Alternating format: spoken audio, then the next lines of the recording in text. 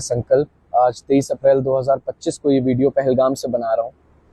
कल 22 अप्रैल 2025 को ठीक हमारे पीछे ये जो स्नो कैप पहाड़ियाँ हैं उनके नीचे जो पाइन ट्रीज हैं वहीं है बैसारन वैली। वहाँ पे 28 लोगों की निर्मम रूप से आतंकवादियों द्वारा हत्या कर दी गई।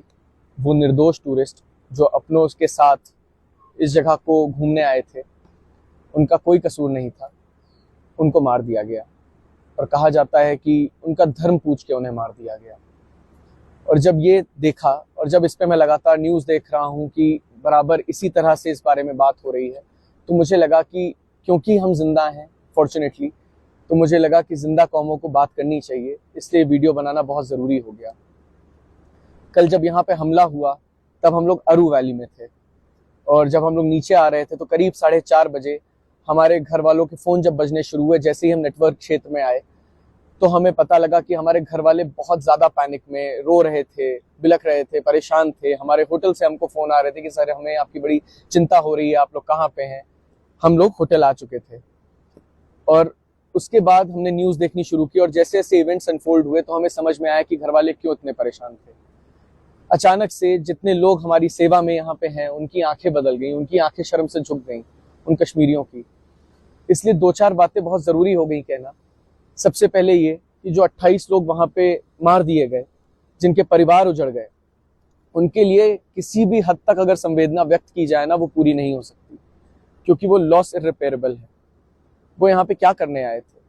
वो जिंदगी का आनंद लेने आए थे, जिंदगी ही नहीं रही, परिवार उजड़ गए।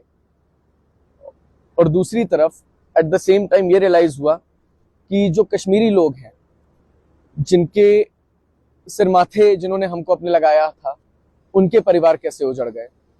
जब देखना शुरू किया कि लगातार बात हिंदू मुसलमान की हो रही है, तो ये कहना जरूरी हो जाता है कि जब एक हमला हुआ तो इमीडिएट रिलीफ जहां पे ये हमला हुआ वहां पे या तो पैरों से जाया जा सकता है, घोड़े से जाया जा सकता है। जब हमला चल रहा था उस समय जो लोग बचाए गए उन्हें उन्हीं लोगों ने बचाया जिनको आप हिंदू मुसलमान में बांट रहे हैं। वो घोड़े वाले, जिनका धर्म ऑब्वियसली सबको पता है, उन्होंने अपने घोड़े पे बिठा बिठा के लोगों को नीचे तक लाए, रेस्क्यू किया, आर्मी के पास तक पहुंचाया। आर्मी को पहुंचने में जितना समय लगा, अभी हमारे ऊपर से हर 5 से 10 मिनट में हेलीकॉप्टर निकल रहे हैं। हम लोग लगातार कल से हेलीकॉप्टर की आवाजाही देख रहे हैं। मैं सही बताता हूं आपको कि इस नदी की आवाज के बीच में वो हेलीकॉप्टर की आवाज ने हमको रात भर सोने नहीं दिया।